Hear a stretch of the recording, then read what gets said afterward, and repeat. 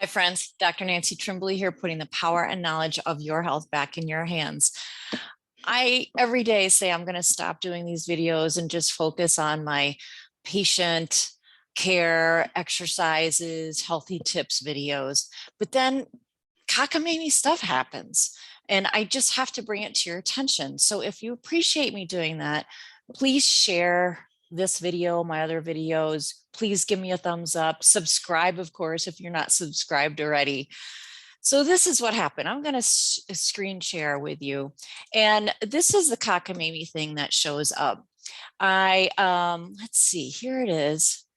Here is this vaccine confers better protection than natural immunity, CDC finds.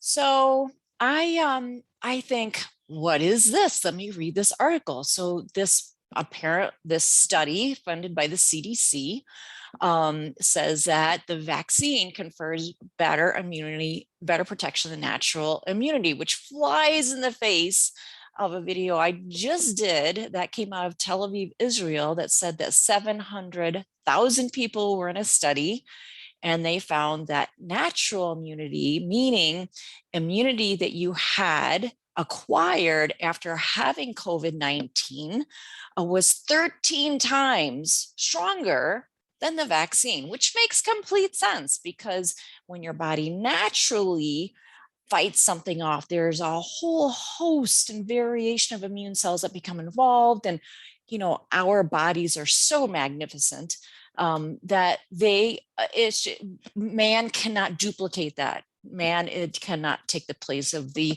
whatever deity created us. So I read this article, and it says that the this person, this Dennis Prager, announced that he got COVID-19 and he believed that the immunity was better than the vaccine. So this new study published on Friday, which I have the study on screen right now for you, finds that the natural immunity is far weaker than the vaccine. And this is fascinating because this makes no sense to me. And it goes on to say that those who were not vaccinated were 5.49 times more likely to experience a COVID-19 infection. So then it has this quote by this Dr. Peter Hotez, and he tweeted this on Friday afternoon, that vaccine-induced immunity is way better than infection recovery, what some people call weirdly natural immunity. And I'm like, what the heck? I even go to the point of, I look up Dr. Peter Hotez to see if he truly tweeted this. I guess he apparently did. I even look up, like, who is this guy? There's his tweet right there. Who is this guy? He was educated at Harvard. He's a dean of the National School of Tropical Medicine, a professor of pediatrics and molecular virology and microbiology at Baylor College of Medicine. So, he seems like he's got the credentials, right? So I'm thinking, what the heck does he mean by that? What does he mean, what some weirdly call natural immunity?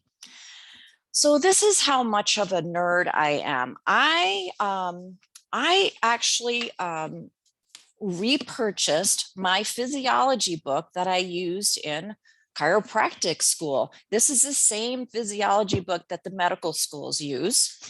And so much of a nerd that I bought 3 immunology books. And I look up natural immunity. Well, the actual term is innate immunity. And some, this book here in cellular and molecular immunology has natural immunity in the index. They both do. And actually, the actual term for it is innate immunity. Okay, so sorry, Professor Holtez.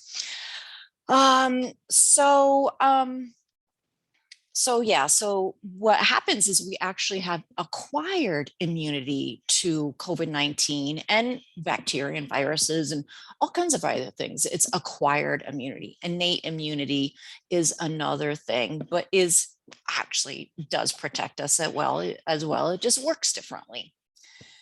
So maybe that's what Professor Dr. Hotez meant, that some people weirdly call it natural immunity because the actual term is innate immunity. Okay, thank you very much for the clarification, not.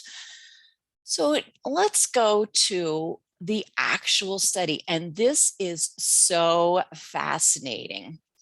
So here what I have on the left side is I have from the Centers for Disease Control and Prevention, the CDC. This is the title of their study. It is Laboratory Confirmed COVID-19 among adults hospitalized with COVID-19 like illness with infection-induced or mRNA vaccine induced SARS-CoV-2 immunity, 9 states, January through September 2021. Okay, there's a lot of words, hyphens, and commas in that, and it is extremely hard to understand. And look at this list of authors. Holy schmoly, I don't even want to count all those. Tons of authors. They did do it in 9 states. That could be why. But here's the thing. This is what they were looking at. They were looking at people who were hospitalized with illnesses that appeared to be COVID. And then they tested them to see if they had COVID. Here's the actual results. Here's the table of results. This is table 2, and it is at the very end of this article. And this is why I get so crazy, because here's the actual numbers. So these were people that were hospitalized with COVID-like illness, which included things like fever, cough, pneumonia, even diarrhea. The number of fully vaccinated people without previous documented infection. So this is people that were fully vaccinated. The number of people that were hospitalized was 6,328. The number of people that were hospitalized that had a previous SARS-CoV-2 infection was 1,020. All right, you tell me, which is the sicker group? The group was 6,000 plus, meaning the people that were previously vaccinated, or the unvaccinated group, which was 1,020, which has more. Then this is where I think they're getting their 5-point-something%.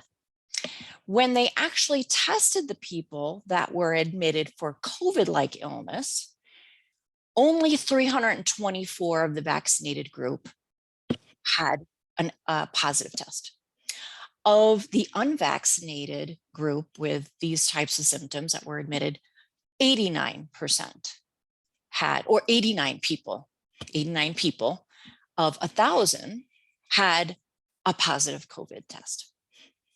So out of over 7,000 people, about 420, give or take, had a positive COVID test. To me, this is good news. To me, this is saying, oh, amongst all these people that maybe had COVID, only that many were actually had a positive test. And, there's a whole controversy about if the tests are really accurate and all that, putting that aside. So somehow out of this data, they were preposterous enough. They had the audacity to say that the vaccinated group had a stronger response to SARS-CoV-2. Here's the actual numbers. How they got that kind of figure, how they got that kind of headline out of this is beyond me. So this is me telling you, please don't look at the headlines. Please don't. Turn off the news. Go hug your neighbor. Be well. Bye for now.